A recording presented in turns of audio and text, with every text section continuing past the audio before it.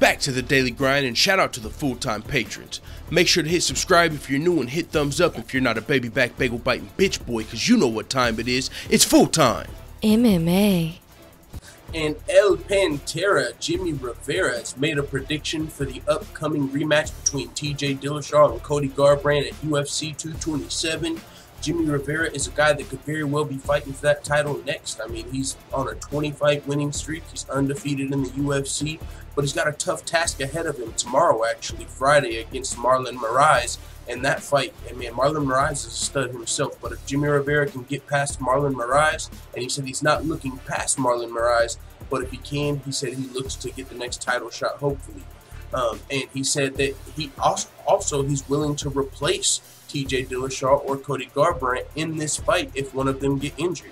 He said, you know, me and my team have already talked about that, staying ready after this fight. If we're successful in this fight, staying ready and potentially replacing one of those guys in August and getting the title shot sooner than expected.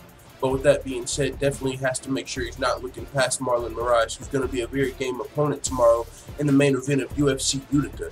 But if the fight were to happen between Dillashaw and Garbrandt, the rematch, Jimmie Rivera says, I'm picking TJ in that fight. He said, I think he's going to get it done again. And now that is the case for a lot of fights. And what's interesting is we have another rematch actually coming up, a title fight rematch between Robert Whitaker and Yoel Romero. There was one not too long ago between Rose Namajunas and Joanna Jędrzejczyk. In that fight, Rose Namajunas got the job done again. We'll see what happens at UFC 225 between Robert Whitaker and Yoel Romero. But in a lot of the times when you see a rematch not far off from the first fight, the results are sort of similar. I mean, a fighter hasn't really had too much to change his game, but the difference in this Dillashaw-Garbrandt rematch is that it was a very close fight, the first fight. I mean, in the first round, Cody Garbrandt almost won. As far as Joanna Jędrzejczyk and Rose Namajunas is concerned, it wasn't very close. Rose Namajunas knocked out Joanna in the first round, or TKO'd her, made her tap the strikes, however you want to call it. Then in the second fight, she came back and essentially dominated as well. Robert Whitaker, honestly, I mean, if you're going off of that, I mean, Robert Whitaker, he looked really good in his Yoel fight, so I wouldn't be surprised if that one kind of went the same way either. But this one is special between Dillashaw and Cody Garbrandt too, because this was a lot closer fight than either of those. Cody Garbrandt almost knocked out Dillashaw and became the champion in the first round, but Dillashaw was able to make it back to his stool, barely made it though, made it to round 2, came through and got his own TKO in the second round. So it was a great fight. Nobody knows how this fight's going to go, but it's going to be in UFC 227 in LA. Going to be a stacked card, I would assume, in the Staples Center. There's already been a couple of fights announced for that card. I can't think of them off the top of my head, but there was talks of Nate Diaz versus GSP.